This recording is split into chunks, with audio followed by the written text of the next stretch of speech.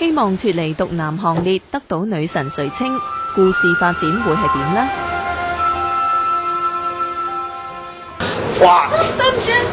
首次約會，行街遇到惡霸，點樣應對先至能夠取悅女神？我後跛嘅手講聲 sorry 得唔得啊？我依家好痛啊，起碼賠翻幾嚿水做湯藥費啊！鼓起勇氣表白，終於成功打動芳心。讀緊大學嘅林慧濤同林慧華，聖誕前夕兄弟檔創作呢套電車男追女記，喺 YouTube 嘅點擊率成為全港之冠。即係想自己嘅興趣就係職業咁就最好啦，咁樣我又比較想咁，所以就一定要畢業前又拍一拍咁樣當係了咗自己心事先。情人節前，佢哋又有新搞作，呢日就去到尖東海旁攞景。坐埋睇下，你睇下啱唔啱位啊？光有冇問題？有冇問題？樣嗰啲影唔影得？上次嘅作品，兩兄弟用咗3日時間完成，道具場景成本極低，反應咁好係意想不到。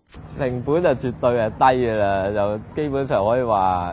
如果為單係呢一部計呢部作品嘅話，就應該係1蚊都冇。個公仔咯，個公仔係啊！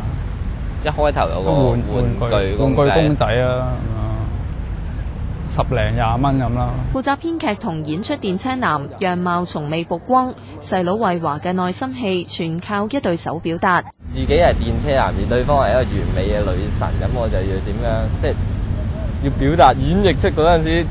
邀請佢嗰種緊張感出嚟咯，手震係啊，喺度做手震嘅動作。老友阿斌就飾演搞是非仔。大王，依家冇人識你啊！阿俊啊嘛，俊睇過邊忽俊啊？我嗰個有幾個 shot 係一剔過嘅喎，係咪啊？有係嘛？你唔會咁樣喂？喂有啊嘛？有啲咧佢就話我唔夠粗魯，有啲又話我嬉皮笑臉咁樣。要咁就係要揣摩一下語氣咯，臨場。情人節嘅新片13號會上載互聯網。故事講咩？導演編劇話要先賣個關子，